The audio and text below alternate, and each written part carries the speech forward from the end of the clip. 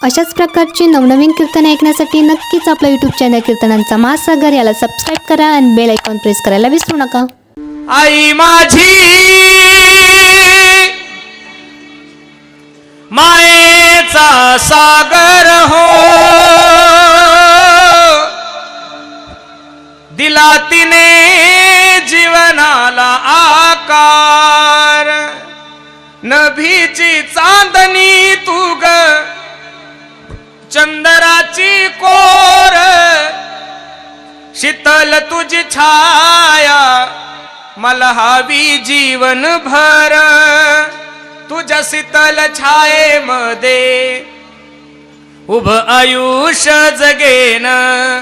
आई देवापासी मी ग, आई तुलाच ग मागेन. आई माझी मायेचा सागर हो, दिला तिने जीवनाला आकार. म्हणून प्रत्येकाने आपल्या आई वडिलांची सेवा करा, धर्माची सेवा करा. पुनश्च एकदा तुम्हा सर्व ग्रामस्थ मंडळीला द्यावे तेवढे धन्यवाद. खूप गोड नियोजन तुम्ही सर्व मंडळींनी केलं महाराज. बसायला जागा नाही, एवढे लोक आले, बरोबर आहे का नाही? असं नाही समजायचं की आमचे कीर्तन बंद आहे म्हणून आम्ही त्रासलेलो आहे. आमच्यापेक्षा समाज सुद्धा तेवढा त्रासलेला आहे महाराज. आता देवाला हीच विनंती करा, देवा दुसरी तिसरी लाट येऊ, आणि आता आली तरी तुम्हाला आणि मला काही होणार. आपण आपली मानसिकता काय करा, मजबूत करा, कष्ट करा. आणि तुम्हाला नाही दुसरे काही व्यायाम करता आले तर प्रत्येकाने दररोज 4-4 तांबे चहा तरी प्या. ते गरम असतं ना, ते जंतू मरतात, त्याच्यामुळे चहा तरी प्या. आता हिवाळ्याचे दिवस आहे आणि सर्दीनं खोकल्यानं काही कोरोना होत नाही. आता हिवाळ्याचे दिवस आहे, आपण 5 किलोमीटर जरी टू व्हीलरवर गेलो तरी सर्दी होते, बरोबर आहे का नाही? पण आपणही थोडंसं काळजी घेतली पाहिजेत. प्रत्येकाने चांगलं वागा, देवाचं चिंतन करा. निश्चित भगवान परमात्मा या महामारीतून तुम्हाला आणि मला मुक्त केल्याशिवाय राहणार नाही. पुनश्च एकदा सर्व मंडळीच्या चरणी मी माझा माता ठेवतो. ऐका सर्व ग्रामस्थ मंडळी, माझी विनंती तुम्हाला. अरे आपण 25 वर्ष कलाकारांना बोलवलं, बरोबर आहे का नाही महाराज? बोलवलं ना 25 वर्ष. मग त्यांच्यावर जर संकट उभं राहिलं तर आपण त्यांना विचारपूस केली पाहिजेत महाराज. आमच्या महाराजकीय क्षेत्रामध्ये काही महाराज लोक असे की त्यांना कीर्तन वगैरे बंद झाले, त्याच्यामुळे बिचाऱ्यांना कंपनीत जावं लागलं महाराज.